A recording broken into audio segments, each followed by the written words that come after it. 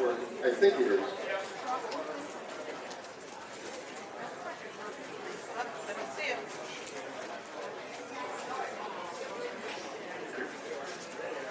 Ready? Hello, everybody. Can you all hear me without a microphone? No. Microphone is better? Yes. Public speaking in 7th grade taught me to project to the back of the room so that everybody... And I come here with no good. I'm not Dr. Love. He's getting here later, so you're going to have to listen to me. I had a rough night last night, but now I'm okay. Cop pulled me over.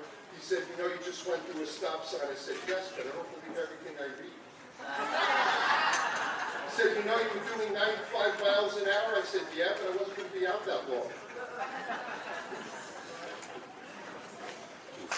I like to use, that's Stephen Wright, by the way. I like to use a lot of humor in my practice, and I always let the patients know during the consultation that I'm not making light of their situation, whatever it is. But when you laugh and you raise endorphins, you raise your pain threshold, your immune system boosts. It's a wonderful thing to be happier and not misery. You just heard the doctor before, down in deep depression, which most people come to with. Last time we had a conference here, I spoke on ozone therapy in the treatment of cancer. And this time we're not talking about that. Okay? That was the last conference. Got to fix it. Somebody's got to fix it. It ain't going to make no move. Okay, let's see now. There we go. So full disclosure. Everything I say from this point on, blame it on, and I wasn't even here. I was in another country when I said it. So full disclosure, don't count on anything. Don't make me responsible for what I tell you.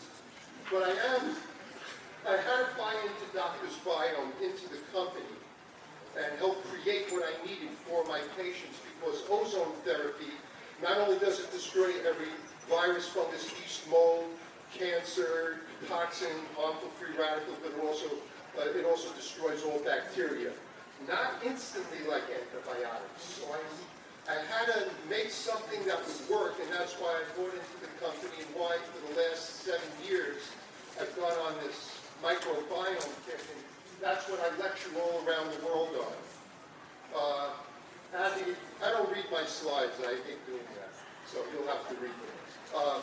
I had the honor and privilege when I was guest hosting on a Gary Null radio show. I had my own radio show, off and on for many years now. And I had the honor and privilege of interviewing Dr. Pauling, who said what he set up there. And because of him, we use vitamin C, pure C. I told her that I would say it is the best intravenous vitamin C. 25, 50,000 milligrams. A la Dr. Pauling used 20 to 25 to treat cancer. And there's my radio show. So I did last week's show, in case you don't catch everything or I say things different. Last week's show is this presentation. And it's on episode directory, so you can archive it and have all your friends listen to this anytime you want. This week's show is on that you can get now because it aired on Thursday, is a repeat called Ozone Therapy and Cancer, What to Expect. It's a lot of what I said when I was at Ann's conference back in February of 2020, just before the pandemic began. Okay, so for the past 32 plus years, I've been doing intravenous ozone therapy. If you add the numbers up of all the stuff I've done, it's over 400,000 treatments now.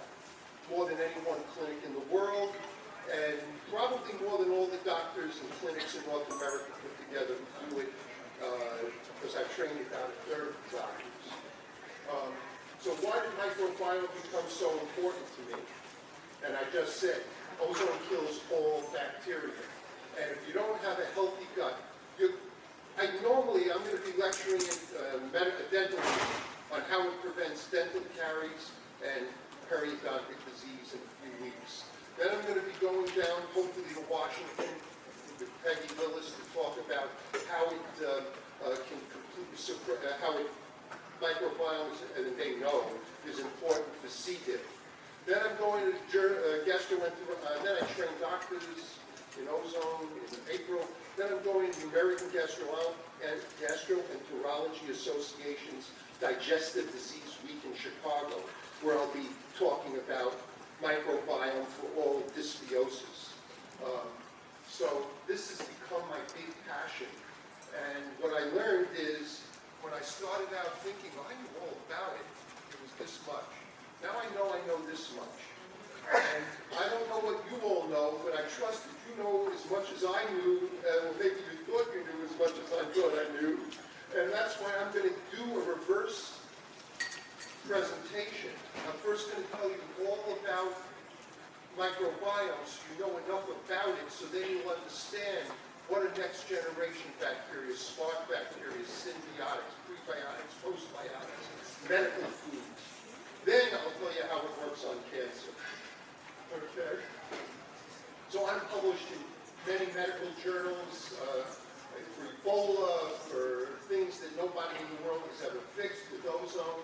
I'm also published in Gastroenterology Journal of Gastroenterology Research on complete suppression of C. diff. I'm also published on probiotic juice for colon health. Basically, we took about 80-some patients with every form of dysbiosis, and we were able to completely reverse it. Some of them did ozone also, not just the probiotics. All right? All my patients have to do 3 things. That means everybody in this room should do 3 things. It's about growing old. They say, how long should I do it? I go, would you like to grow old and be well? Then do these 3 things all the time. You need to be well hydrated. The human body is 60 to 70% water. So how can you have a healthy immune system if you don't have enough water in it? Vitamin C. Most vitamin C is junk, unfortunately. You got to take the good stuff. I use liposomal vitamin C from Joe Mercola. You can get the powdered C. The pure C is an amazing product that she sells out there. Amazing. You need a C that you can first absorb into your blood. Most cheap C doesn't do that. The second thing is you need it to be bioabsorbable. Then it has to be bioavailable. That means your cells have to uptake it. Then it has to be bioutilizable. The cells have to be able to use it. It's not just a vitamin. It's like a coenzyme. It's necessary for every healthy cellular reaction, and that's why you need vitamin C. Cancer does not like vitamin C. It eats and grows on a different pathway, epithelial pathway, whereas Krebs cycle is what our healthy cells use, and that's where you need vitamin C. And then we just lost the slideshow. Okay, there we go. And then last but not least, you need a healthy gut. You're going to learn, this is something, it's amazing. There's only been 15,000 pages published in PubMed, our National Library of Medicine, and that's not every paper, on how the gut interacts with every part of your body. There's the gut-brain axis, so depression and anxiety are related to dysbiosis in your gut. Diabetes, autism, breast, well, you're going to learn breast cancer, pancreatic cancer, colon cancer, all these things, diabetes, it's just amazing, all the different interactions that our gut has, because there's a communication from our bacteria in our gut to the rest of our body. And unfortunately, most people and most doctors ignore it. Functional medicine doctors are aware of this, but then they're still using capsule, powder, and tablet probiotics. And you're going to learn why capsule, powder, and tablet probiotics don't work. All right? So if you have any of these problems, okay, if you have any of these things, even in a mild way, you're suffering from dysbiosis. Dysbiosis means an unhealthy digestive system. Okay? You wouldn't think about, do you have trouble losing weight? Okay? You wouldn't believe that weight loss is related to an unhealthy gut when you can't lose it and you're eating right going to get to cancer shortly. All right. Come on. There we go. So what are probiotics? Basically, very simply, they're the healthy bacteria that are supposed to be living in the wall of your colon, the wall of your gut. Okay? And now, they have to confer a health benefit on you, according to the International Scientific Committee on Probiotics. Otherwise, they're worthless. Now, there are two types of probiotics. There are probiotics, healthy bacteria that look like my index finger. They're rods. They call them like a stick. They aid digestion. That's what you find in kombucha. That's what you find in dairy, in kefir, in kimchi, in raw sauerkraut. It's basically aids digestion. It's very good to have it in yogurt and things like that if you're dairy oriented. Many of my patients can't do dairy, they can't do alcohol, they can't do sugar. So we had something that had to avoid all that. So then, what are prebiotics? Okay, basically it's the food that probiotics want to eat. Okay, so vegetables, healthy vegetables, basically form the prebiotic food. All right, and I made certain that they put the 100% organic juice made of mint, kale, lettuce, cucumber, celery, apple, lemon juice. So the bacteria are eating the fiber from the 100% organic vegetables. And you should know something about our USDA and FDA. You can call something 100% organic as a juice in this country if it's 95%. Not in Germany. I was telling Henry before. This isn't working. This is unplugged. In the juice that we get is German certified Biologique, I think is the way it's pronounced, or I pronounce it that way. So it's 100% that way. So what are prebiotics? Simply the food that the bacteria need to eat to grow and stay alive. Okay? And they're basically fibers, so you don't digest this, but the bacteria can. So it's kind of cool.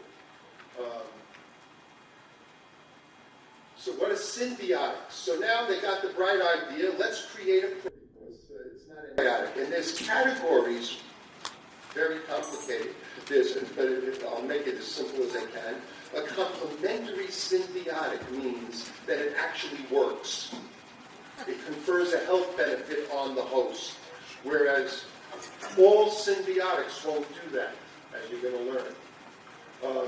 So the International Scientific Association for Probiotics and Prebiotics says this is the definition, okay? Simply those that work. And you're spending your money on things and you believe you're getting what you're getting, and unfortunately my patients found that, and I found out years ago they weren't. Okay? So what are postbiotics? Basically, it's metabolites that are produced from dead, viable, healthy bacteria. And they make vitamins in your gut. They do all sorts of healthy things that you need in your gut. So many people don't know that postbiotics even exist, but they do. So a postbiotic is a preparation of inanimate organisms. And these are the different things that it can do for you. It does not have to come from these, so to speak, dead probiotics. So you can take them you can take supplements that can add that, if the supplements can reach your gut. Okay? So, but this is important. A probiotic product that loses its viability during storage will not create a postbiotic. Now, according to Harvard Health, that's the definition that they like to use. It's the waste left behind. That's a direct quote, by the way. The waste left behind after your body digests both the pre and postbiotics. Okay, they're basic, and many of them you can get extras. You look for products and foods that have short-chain fatty acids in them. Some of these slides I took from medical presentations. You'll forgive me. I'm I'm not going to try to make this too scientific for you all. Probably some of you are more brighter than I am scientifically. But I just want you to understand. So you can produce B vitamins, vitamin K, amino acids, essential amino acids from these. And that's why postbiotics become so important and why a healthy bacteria to begin with, a probiotic, is so important. Okay. Then, when you start to do the research, you start to realize there are things called next-generation bacteria. Okay? These are not natural. You know, there was a time in a day and age, you go back 100+ years, we got our probiotics from the ground, from the food that was naturally there. We have destroyed our environment in such a way, and polluted it in such a way, that bacteria don't grow into the food you eat. We did do an interesting experiment, and it was an amazing result. If you take all these different bacteria that we use and you ferment them, because we don't ferment it, but if you ferment them with vegetables, and then you put the whole mess, the liquid and everything, into the ground, and then plant your fruits and vegetables, you're going to get growth like you can't imagine, and they will actually absorb the bacteria. So you're eating live food with the bacteria in it. But you're not going to get that anymore. It's just not available. The world has been polluted, unfortunately. So next generation bacteria are created to survive the stomach over 90%. You can buy an acidophilus if you're a manufacturer, and you see that, you know, there's like 350 different preparations out there, and hundreds of companies selling probiotics. You can buy a pound of acidophilus, which is like, you can't imagine how many bacteria are in there. A pound of acidophilus, you can buy it for $5. Or you can buy a next generation patented strain for $300 or $400 or $1,000. You get what you pay for. So they're created to survive the stomach over 90%, which is why most of the products are destroyed in the stomach over 90%. And you don't know it. But wait, we'll get to that. Smart bacteria are not bacteria that went to Harvard or Yale. I have a daughter that went to Harvard, thank God, on a free ride, but graduated cum laude in chemistry. I'm very proud of her. And went to Berkeley, #1 school for, one of the 2 #1s for chemistry. Graduated from there, got a PhD, works for Google, makes a fortune. But smart bacteria, she's smart. Smart bacteria can actually change their genetic expression when they hit the wall of your gut. They actually stick to the wall, and they can work and play well with each other. I call it the colon sandbox. There are bacteria that many preparations like to use, like Saccharomyces. You'll read, oh, this is the best bacteria for the gut. Unfortunately, many of the bacteria overwhelm the gut. The other bacteria in the gut. And when you're overwhelming the other good boys, you're getting rid of some of the essentials you need. Remember, your gut has, on an average of 280 to over 300 different species of, supposedly, of healthy bacteria. And you probably didn't know, but when you're born, you're born without bacteria. You're born with, your gut has no bacteria. You get all your healthy bacteria from your mother's milk, if she has any healthy bacteria to give you. And that's one of the problems, because who knows what she has working in her gut. Most everybody walks around with candidiasis, and they don't realize that, because they've killed all the healthy good boys with the first dose of antibiotics that they took, or they eat red meat or chicken that isn't organic or farm-raised fish, unless it's halal or kosher, and then you're going to, I don't care if you burn the meat, you're going to get uncooked out doses of antibiotics. Everybody needs them daily. And then why do you need to take them every day? I'll save you asking that question later. Because we're eating food and drinking liquids that aren't sterile. And they're loaded with bacteria that our body now, these good boys, will fight and kill each other off. And that's why you always have to replenish the good boys, unfortunately. All right? So we had to find, and Dr. Reza Kamari, after 3 food scientists, he has a PhD from MIT, I like to say it that way, came up with which ones would work and play well with each other, next generation, and smart bacteria. So the way to view a smart bacteria is it's more yeast-like. It has like hands and feet, so it can stick on and glue itself onto the wall of your gut. Okay? Now, what are medical foods? Basically, a medical food is a food that helps in the dietary management of a medical problem. And the only requirement by the FDA, because it's not a pharmaceutical, is that you be under the care of a doctor. So we're going to be having this as a beefed up version as a medical food, so you don't have to take as many of the ones we have now. Actually, we're coming out with a women's health product that has cranberry. It's going to be really great because it completely suppresses H. pylori. So will this one.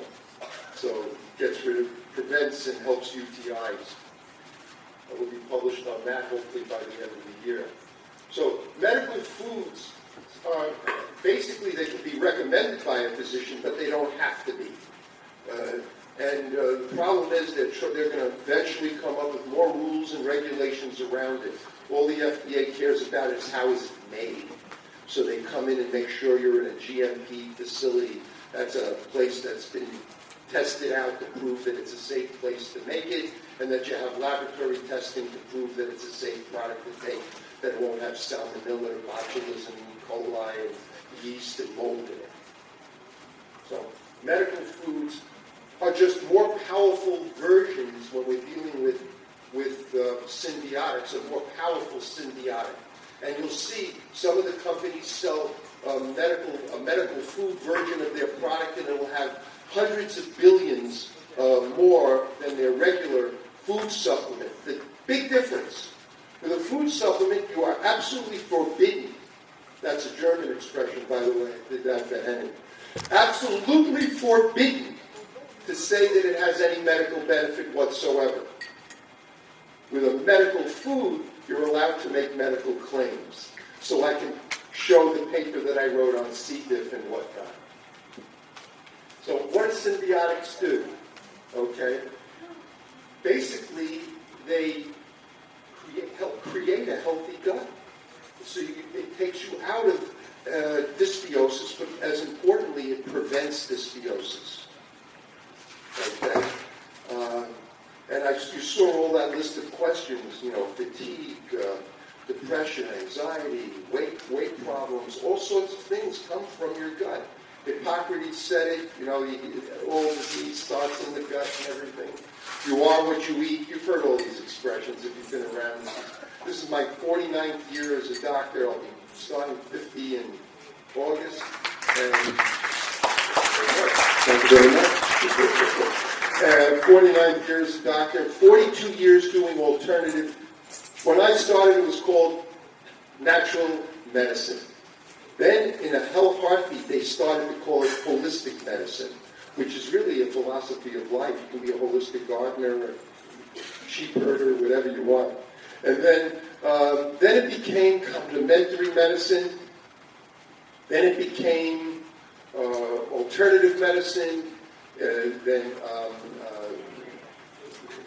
1 minute. Oh my God. Okay. Well, we got to move fast. So what about spores? Spores don't work. They don't live. They don't come back to life. The capsules. All right, we're almost there. So the capsules, the powders, the tablets, the spores are completely, virtually 90+% destroyed in the stomach, and then they don't have enough time. Okay. So Patricia Hibbard from North Carolina Medical School says, how can you throw this stuff into your gut and expect it to stick and actually do something? She says it just doesn't work. So there's a confusion because there may be a placebo effect. And people feel better, so they think it's working. All right? So they did a 20 minutes. They always like to destroy natural things. So they did a show, and they got Eliav and Siegel from the Weizmann Institute that did a unique experiment with probiotics. So they had half the volunteers take probiotics that everybody can buy, and then they gave a placebo. And then they did endoscopies to see how it would go through your stomach, okay? Then they did a colonoscopy to watch it come out, and then they measured what was in your feces. Well, unfortunately, the results were striking because they found that none of the bacteria in any of the different preparations would populate the gut. They basically went in one hole and out the other. And because they're fragile, many need to be refrigerated. This product doesn't really have. That's a biggie. So this became a very serious thing. So everybody in the show talked about how surprised they were because they were under the belief that probiotics work because we know we need them. And the problem is they're destroyed. They go to sleep in capsule, powder, or tablet. They're asleep in suspended animation. They've been freeze-dried. And you're hoping when you drink them with water, they're going to come back to life and grow into healthy adults. They don't have enough time in the colon to do it. So most of them are already dead, okay? And then the others don't have enough time to grow into healthy adults, even if they're the right versions, next generation smart bacteria. They have to be living to begin with. That's the key, all right? And then they found that many of the capsules were only partially opened or completely unopened in the colon. In your feces. Now, I don't look at mine. I don't know if you do to see what's hanging in there, but this is what they found. Well, okay. We're almost done. So they don't have enough time. I'm almost there. A complete complementary symbiotic. So, okay, what really works is what we have out there. Finally, okay. Pre and probiotics symbiotic. I gave this lecture to the ICIM meeting. I gave it to you in reverse. The ICIM, with a few extra slides. The ICIM, the International College of Integrative Medicine. I'm a member, and I spoke there last September, and it was on ozone therapy and probiotics for the prevention and treatment of cancer. So, you can't imagine how many. You want to get rid of your cancer, you better get a healthy gut.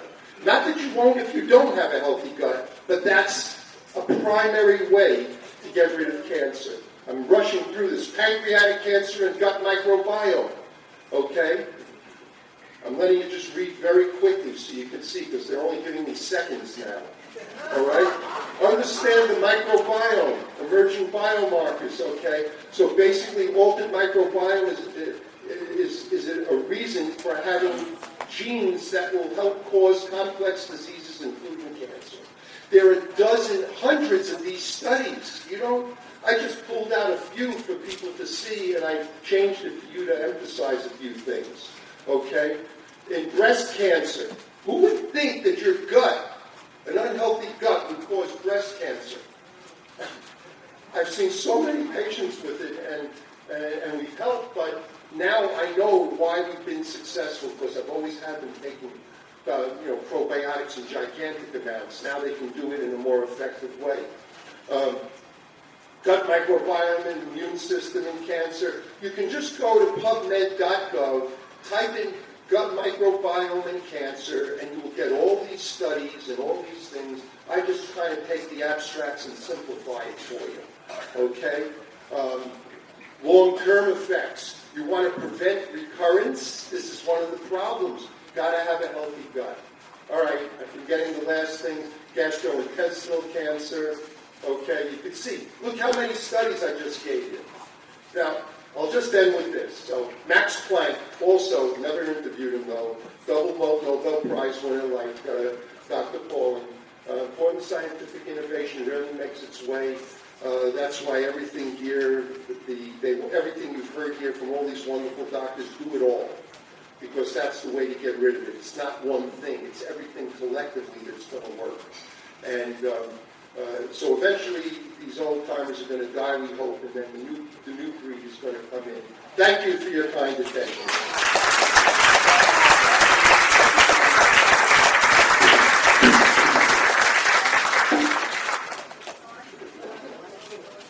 If you have any questions, I'll be by Dr. Spino. Come on over, get a sample. I may even give you a big discount because it's not a cheap product. I may even give you a big discount from the show. You don't have to buy it now. I think when you have to buy it at the show, you want to go home and digest everything you've heard. So just go over, get some. It's delicious. Children love it. Children get cancer too. They need a healthy gut also.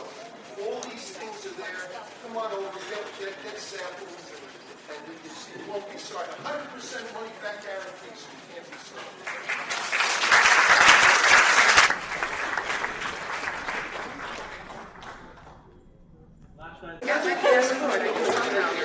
I'll just take questions. Anybody have questions? Come up with a question. There seems to be a lot of confusion about vitamin C in the cancer community. I think the general understanding is that high-dose IV vitamin C is an oxidant, whereas lower dose vitamin C is an antioxidant. And I'm a little bit confused about that. People are. There's a school of thought that if you have cancer, you should not take low-dose oral vitamin C,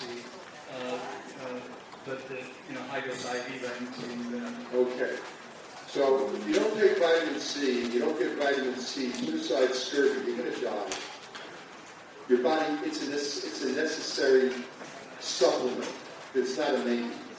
Back in my heyday of intravenous vitamin C, that's all I did before I started ozone. We used to do up to 200,000 milligram drips, a la Dr. Carbondale and others that started that out in California. We went through 800 vials of vitamin C because it was 50,000 per vial every 2 weeks.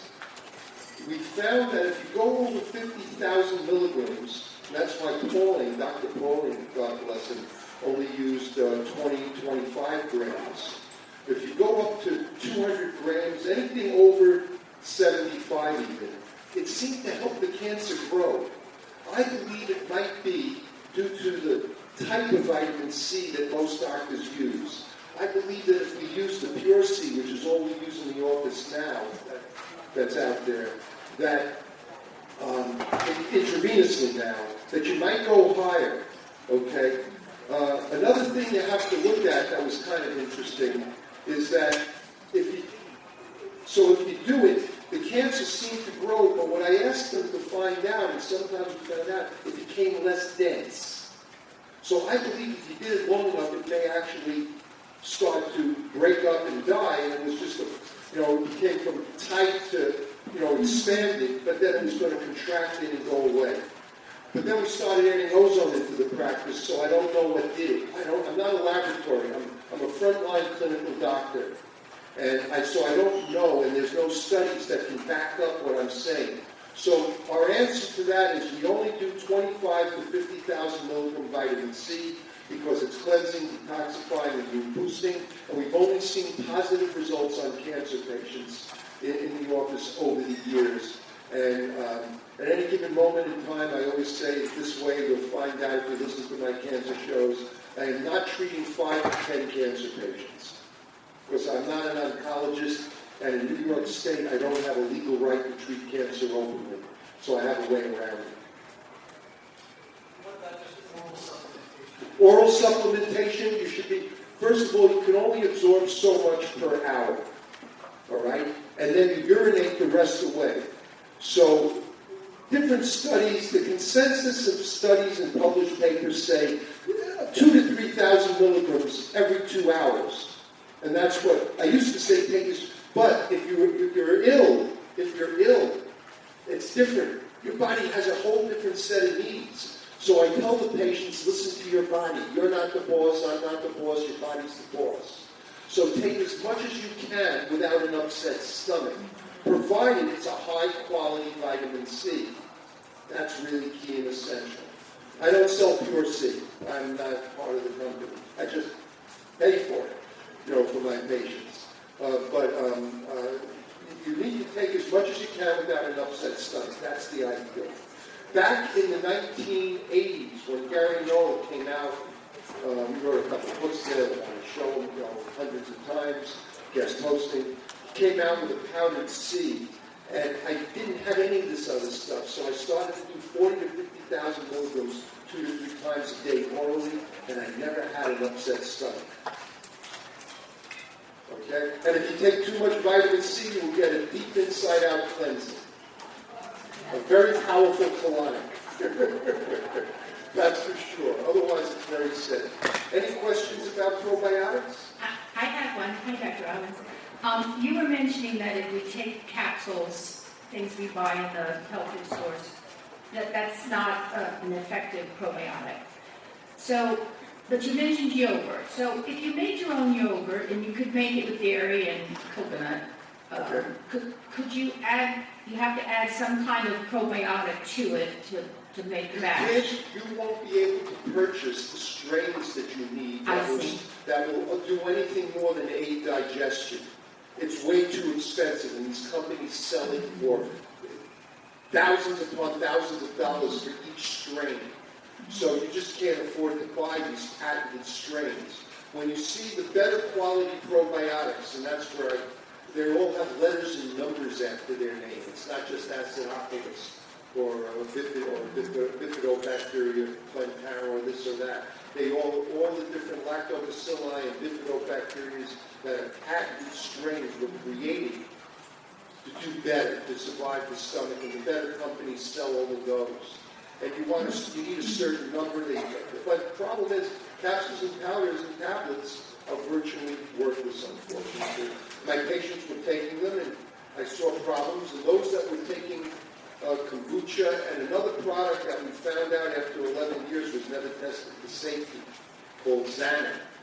And that was made similar to the one that's made now. That's what we knew it could be done. But never safety tested. Horrible smell, horrible taste, but it worked. It really worked, and it made a very big difference. It got rid of my low back pain. I played judo for 18 years, so I figured my low back hurts all the time because of 18 years of judo injury. What I found out was playing backgammon with my wife in bed at night. I could do 2 rolls, and my back would ache. I'd lay down. Feel better. I'd get up and do another 2 rolls. My gut, I had my big meal at night. I'm mostly vegan, and a lot of carbs, and that became simple sugar for absorption, and that fed my yeast. So yeast produces carbon dioxide. The gas would build up, press against my low back, and I'd have pain. I'd lay down, the gas would spread out, and I'd feel better again. Sit up, the balloon blew up again. So I learned that I was walking around with candidiasis, and I thought I had nothing because I did so much ozone, vitamin C drips, everything you can imagine for years, and I ate such a healthy diet. I was wrong. 1 dose of antibiotics will destroy your good bacteria. And I'm not even mentioning chemotherapy. If we have access to your product, but if other people don't have access to your product, there's no other alternative? Eventually, it's a good question. This is going to become, I don't excuse the way I say it, the Red Bull of probiotics. It's going to change the probiotic world. Kombucha was the right idea, except it tastes terrible, it has sugar in it and alcohol. None of my patients want to taste something that tastes terrible, and none of them can do sugar or alcohol. So it's the right idea, though, and that's why it grew into such a big industry.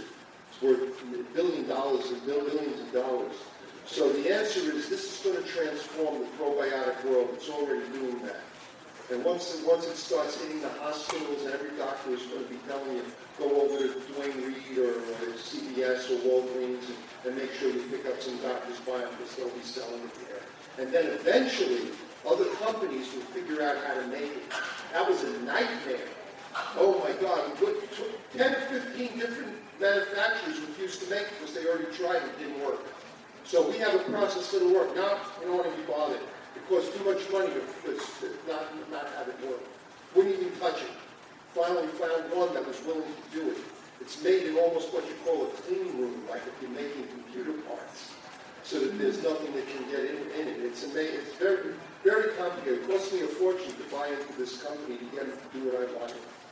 That's what happened. Nobody wanted to do this. I had to pay them hundreds of thousands of dollars to consider doing what I wanted them to do. Thank you. Yes. Okay. Dr. I'll Robbins. keep answering questions till Ann tells me to shut up. Yeah. Dr. Robbins, thank you so much for presenting to us and also for all the free samples, which is really generous of you.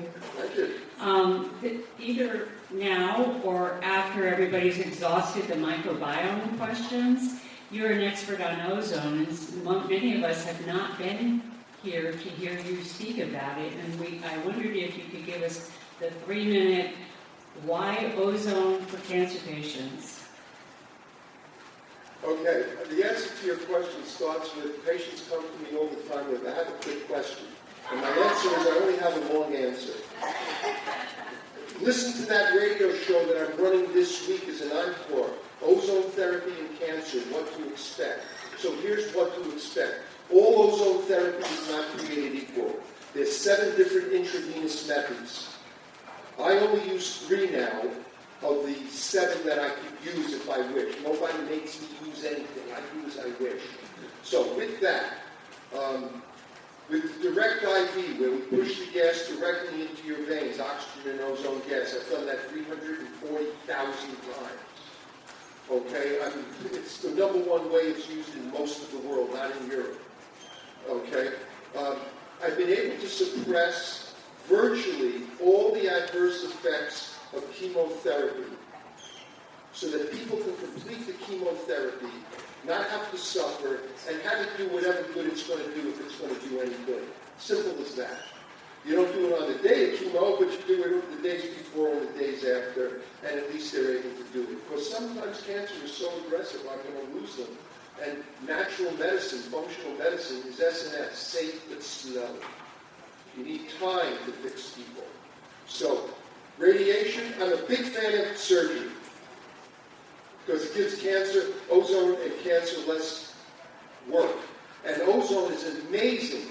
It goes throughout the body. It's actually a free radical scavenger. It's an oxidant that works like an antioxidant. That's what's unique about it. And it goes around killing off metastasizing cancer cells. So the key is prevention then, and that's what it's going to do, recurrence. I'm absolutely against radiation. All my friends that ever had it died from radiation poisoning.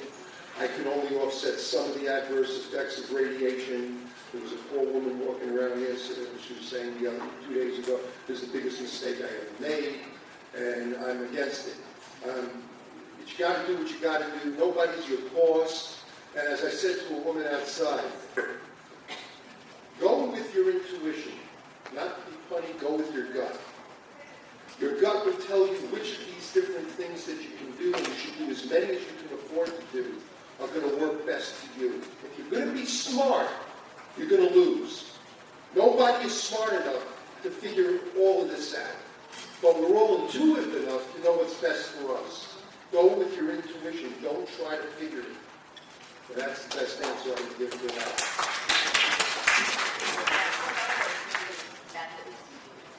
I use direct IV, that's my #1, because it requires little itty bitty veins, so I can use little itty bitty needles and get all virtually everybody. Then I use a method called hyperbaric high-dose ozone with multipass. Big name, HDOT. And that's nicknamed, you can look it up and see videos on it on the internet, it's called 10-pass.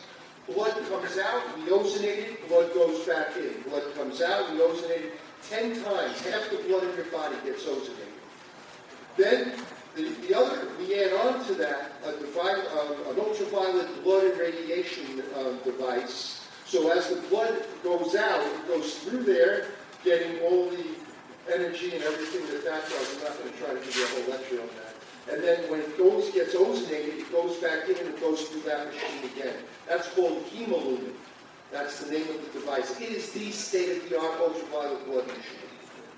And so we add that into the 10-pass for those that have good blood flow. But 10-pass and blood methods require large, strong veins. I'm hesitant to use blood methods on cancer patients. Many of them are severely anemic for one of the reasons or another. And if we can't get the blood back in because there was always AIDS patients and cancer patients, that the veins would close down, we have no other vein to go to, what are we going to do? We can't get the blood back in. You can't use the blood blood methods on ports or PICC lines because you run the risk of emboli, of clots. So I'm against that. I take Dr. Do No Harm very, very seriously.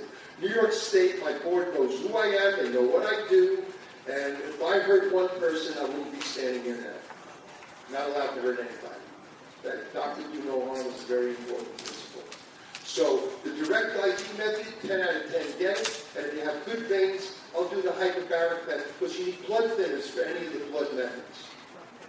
Now the MAH method, where you take a certain amount of blood out, we used to use more than they use today, 300 cc's, rosenated.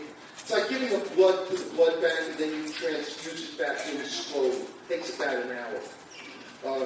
I did 45,000 of them. That's more than all the doctors in North America who still do it put together, and I stopped doing it 27 years ago. Helps everything. Gets rid of nothing. The saline and ozone, I figured out a way to do that better, but it's a waste of extra time and effort when I can do it in a simpler, faster way. I've used all the different methods. Hydrogen peroxide destroys a lot of red blood cells. You don't have red blood cells to destroy, so I don't do that anymore. I stopped that early on. I've tried everything, and only because I didn't know. I lived in an ozone bubble, and nobody other than Bobby Atkins, who got me started. Robert Atkins, the guy who was one of my mentors, got me started. I did what he told me to do, and I tried different things. I saw what worked and what didn't work.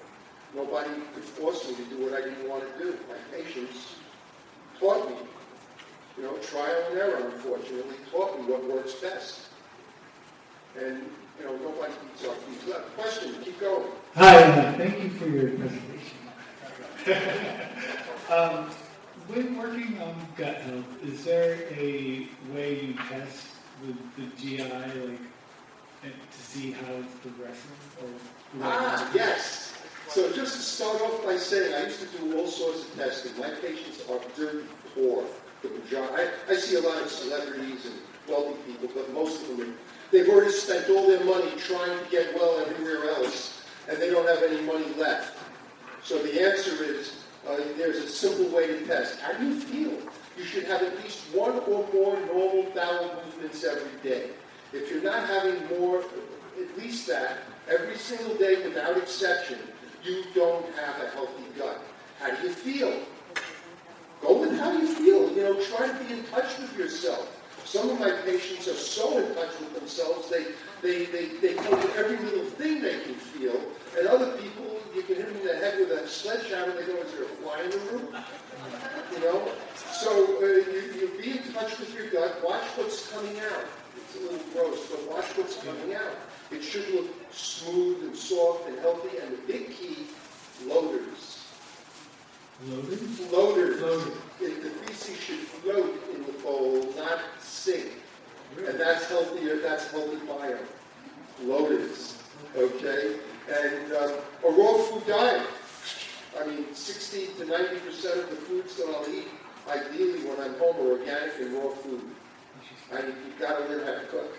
I do all the cooking. My wife loves it. And do you think that daily coffee enemas help gut? Organic coffee enemas. Max Gerson used those way back in the late 1940s and got himself in trouble. That's why I go to Mexico, because he was killing people because he was detoxing them too quickly. And with all this green organic juices, it's a full-time job. But coffee enemas are wonderful. Every cancer patient should be doing that. That's like a giving. Daily, every day. Yeah. Unless Ann says different. That's been my knowledge from and that. Ozone, what do you think of like the home kits for rectal insufflation? First you need a wet cold. Okay? So people don't know how to do rectal insufflation right. They know how to do it because I told them. And they're not allowed to say, so I tell them to call me. You have to have a wet cold. So do your coffee enema, and then you do an ozone, rectal insufflation is an ozone enema. And for the women here, you should do vaginal insufflation every day. And some of the men, you're supposed to laugh. That was a joke. Thank you. You do vaginal insufflation so you can always have a healthy pap smear. You do that once a week, and you're giving yourself a 90% chance for a healthy pap smear the rest of your life. And if you can't afford a machine, they sell suppositories that you put in the refrigerator, you put it in. The ladies told me you wear a light panty liner at night, and you put the suppository in and you get rid of that, yeast infections, things like that. It's very, very good, and that can help. It just won't get all the way back where you may want it. Okay, but it certainly can be beneficial. But the gas will. And what you do is you put 2 pillows under your buttocks so that you're sort of like in this position, just like if you're getting a gynecological exam.